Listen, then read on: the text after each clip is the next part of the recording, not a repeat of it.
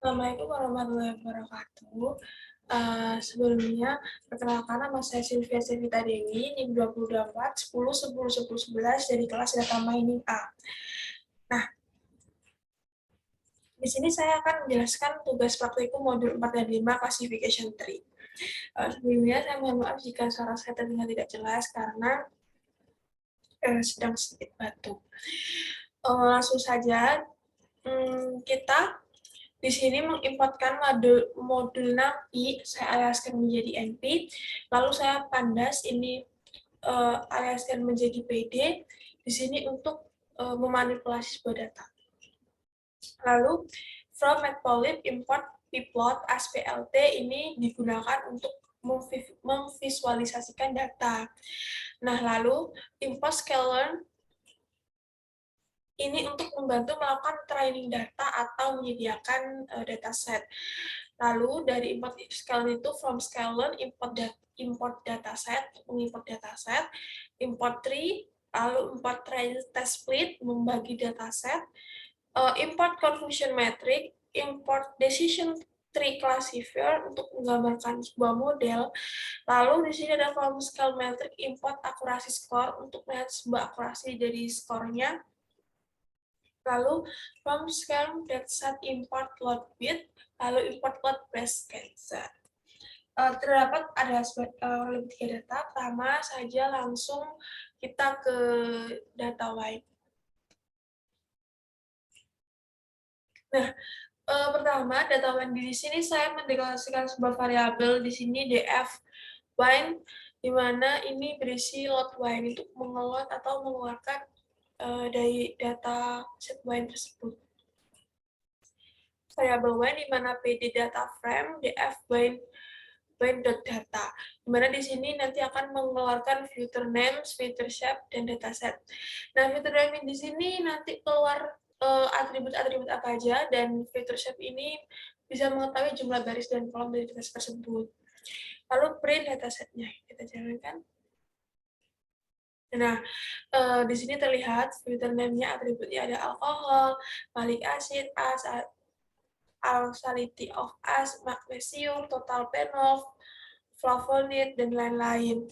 Nah, filter shape-nya di sini tertulis 178,13. Di sini artinya ada 178 baris dan 13 kolom. Nah, di sini datasetnya ini merupakan tampilan 5 indeks teratas dari dataset tersebut. Nah, sudah kelihatan, next. Setelahnya itu kita melakukan sebuah split data. Di sini saya mendeklarasikan variabel A dan B, di mana A ini win value memanggil semua baris dan kolom. Lalu di sini def win target ini untuk mengetahui kelas-kelasnya. Class split mendeklarasikan A train 1, AT1, B train 1, BT1 sama dengan train test split A, B, test size-nya 0,2. Di sini 0,2 kan di sini di dalam soal kan diminta 20%, 30%, 40%. Nah, jadi dideklarasikan menjadi desimal, jadi 0,2.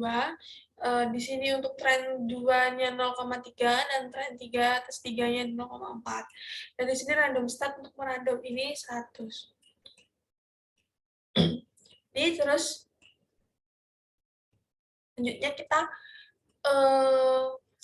membuat variabel lokasi, di mana di sini berdasarkan decision tree classifier random setnya 100, di mana classy.fit A train 1, B train 1, dan nggak ada buahnya, A train 2, B train 2, dan A train 3, B train 3.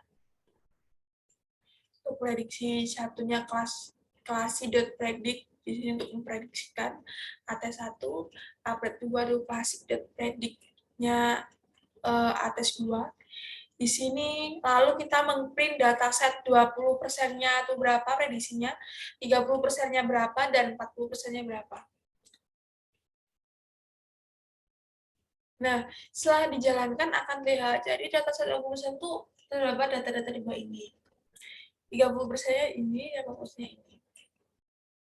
Next, di mana kita membuat triplot. Nah, untuk membuat triplot ini, kita membersihkan tree.plot, tree buka klasi, di mana text wrap sama dengan tree.export text klasi. Nah, di sini mengeprint text wrap-nya. Kita jaga aja. Ya kan keluar tripodnya. Di sini yang dimaksud bahwa jika fitur 12 kurang dari sama dengan 760 itu maka akan masuk fitur 6. Jika fitur 6 kurang dari sama dengan 1,27 maka akan masuk fitur 10. Dan di mana ini jika kurang dari 1 maka akan masuk kelas bawahnya tuh ke 1. Nah, ini gambar tree-nya, klasifikasi tree-nya. Selanjutnya, kita melakukan sebuah print confusion matrix dan nilai akurasinya. Di mana di sini kita terdapat mencoba 20%, 30%, dan 40%. Nah, di mana di sini variabel a predict 1 sama dengan klasi predict at1, di mana mengeprint confusion matrix sama dengan untuk menampilkan nilai confusion matrix tersebut itu menggunakan confusion matrix kurung buka bit tes 1, a predict 1. Dan untuk mengeprint akurasinya yaitu akurasi skor beta 1 a predict 1. Selanjutnya sama seperti yang lain untuk 30% dan 40%. 30% itu dari tes 2 dan 40% itu dari tes 3. Kita ganti angka variabel di bawahnya.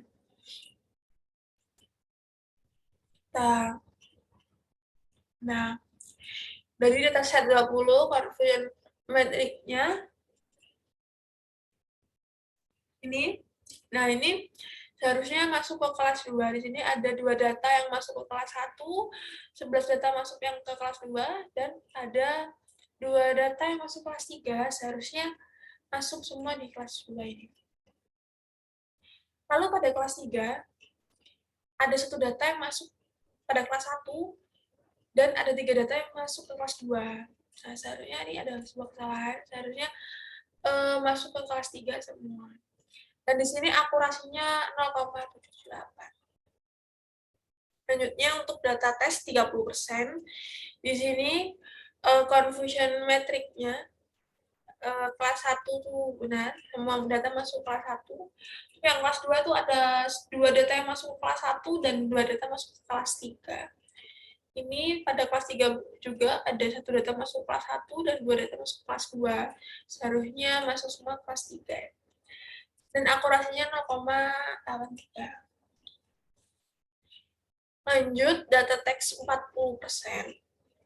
Nah, di sini confusion matrix-nya ada kesalahan di kelas 2.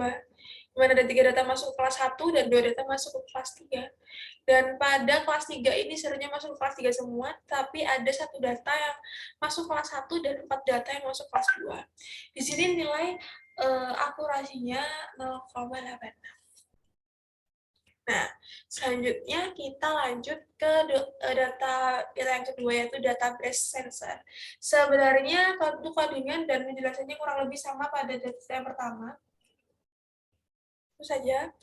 Kita df breast cancer, kita nge-load datanya, lalu kita nge-print atributnya menggunakan fitur name dan jumlah kolom dan barisnya bukan fitur shape, breast cancer shape, dan nilai database 5 indeks pertama dari data tersebut. Nah, kita mengetahui atribut-atribut nama kolomnya. Nah, di sini ada fitur shape 569 baris dan 30 kolom. Dan datasetnya ini mengeprint 5 indeks pertama dari dataset tersebut. Lalu, selanjutnya, kita melakukan tree classification, di mana ini sama. Kita mendeskripsikan X breast cancer value untuk memanggil semua kolom dan baris, dan variabel Y ini untuk mengetahui kelas-kelasnya yang ada. Sama, Di sini X trim 1, X tes 1, Y trim 1, Y tes 1. Lalu tes size-nya di sini yang 20%, 30%, 20% diganti 0,2, 0,3, dan 0,4. Lalu decision tree classification random set-nya 100. Lalu di sini akan mengeprint dataset 20%, prediksinya berapa? 30% dan 40%. Nah, keluar. Sudah 20%, 0, 1,50 khususnya, 30%, dan saya seperti ini. Selanjutnya kita mengeprint tree class-nya. Di sini langsung kita print sama misalnya sama data. Di sini jadi ada fitur 27, jika kurang dari 0,14 maka masuk fitur 13. Dan jika ini kurang dari 33,10 akan masuk ke kelas bawahnya atau kelas 1. Ini ada gambarnya. Lalu di sini next kita mencari confusion matrix sama akurasinya. Dari kita coba dataset 20%, 30%, dan 40%.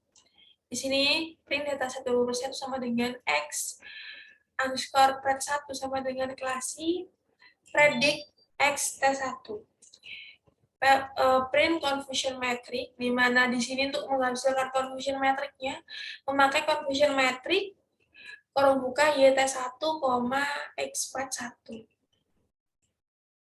Untuk yang 30% dan 20% sama. Ingat variabelnya. Nah, di sini dataset 20%, di mana pada kelas 1 ini ada 6 data yang masuk ke kelas 2, dan di sini pada kelas 2 ada 3 data yang masuk ke kelas 1, di mana akurasinya 0,92. Dan ini dataset 30%, confusion metricnya ada 60 data yang masuk kelas 1 dan 9 data yang masuk ke kelas 2, serunya masuk kelas 1 semua. Dan di kelas 2 ini ada 5 data yang terpaksa masuk ke kelas 1, di mana akurasinya 0,91. Lalu untuk dataset yang 40%, confusion metricnya tuh ada di kelas 1 tuh ada 10 data yang masuk ke kelas 2, dan di kelas 2 tuh ada 8 data yang masuk ke kelas 1. Akurasinya 0,92. Dan selanjutnya kita ketiganya itu data Pima Indian diabetes, dan di sini saya bukan PD dan CSV, di sini sudah saya upload diabetes CSV, nanti kita tinggal bacanya. Kita mendeklarasikan DF underscore diabetes sama dengan pd.read.csv diabetes.csv. Nanti itu akan membaca database diabetes yang ada dalam Google Colab ini. Lalu print df diabetes.head, di mana print dataset def diabetes kita print. Nah, di sini kita lihat di sini ada atribut pregnancy, glucose, blood pressure, skin tints, insulin, diabetes, predictor function, egg, and outcome. Di sini menampilkan 5 indeks data pertama dari data tersebut. Terdapat 768 baris dan 9 kolom pada data tersebut. Lalu selanjutnya kita melakukan split, di mana saya menyelesaikan variabel M dan N, di mana M ini untuk memanggil semua baris dan kolom, dan N ini untuk mengklasifikasikan kelasnya. Sama split tesnya di sini menunjukkan 0,2, 0,3, 0,4. Random state-nya 100. Lalu kita jalankan. Nah, pada dataset diabetes.csv tersebut, pada dataset 20% terdapat nilainya seperti ini, 30% seperti ini, dan 40% seperti ini. Lalu kita lanjut ke mendeskripsikan tree plot dengan cara tree.plot underscore tree kurung buka variabel klasi text wrap sama dengan tree.export text klasi, di mana nanti akan memprint text underscore. Ini hasilnya, di mana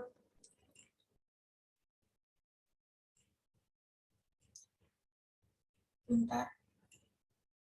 Di mana fitur 1 kurang dari 127,50 maka akan masuk ke fitur 7. Dan di mana kurang dari 32,50 akan masuk ke fitur 0 dan begitu juga seterusnya. Selanjutnya, di sini ada gambar ininya. Nah, lalu kita mencari atau menentukan confusion metric dan akurasinya dari masing-masing dataset 20%, 30%, dan 20%. Nah, di sini